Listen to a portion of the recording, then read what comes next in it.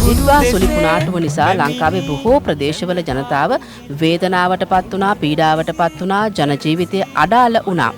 හැබැයි දැන් තමයි ටිකෙන් ටික පියවරෙන් පියවර මේ ජන ජීවිතේ යථා තත්ත්වයටපත් වෙන්නේ මధుරංග.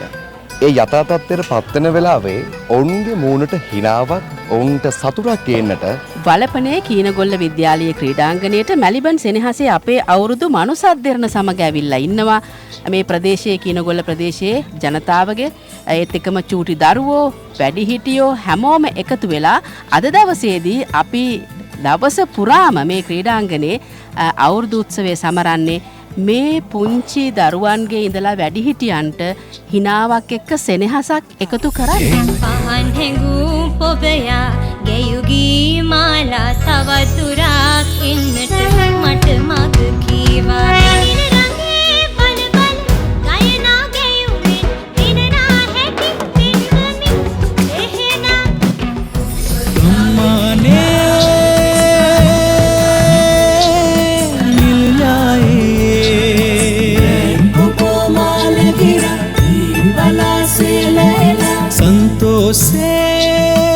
මේක මෙහෙමයි ගම්මානයකට අතිශයින්ම ඓතිහාසික දවසක්. මේක තව අවුරුදු ගාණක් යනකම් අපේ පුංචි දරුවෝ කියාවි අපේ ගමෙත් දෙරණ මාධ්‍ය ජාලයෙන් ඒ වගේ මැලිබන් ආයතනයෙන් ඒ මහත්මීන් ඇවිල්ලා මේ වාගේ දෙයක් අපේ ගමෙත් කරා කියලා අනාගතයේදී අභිමානයෙන් සිහිපත් කරයි.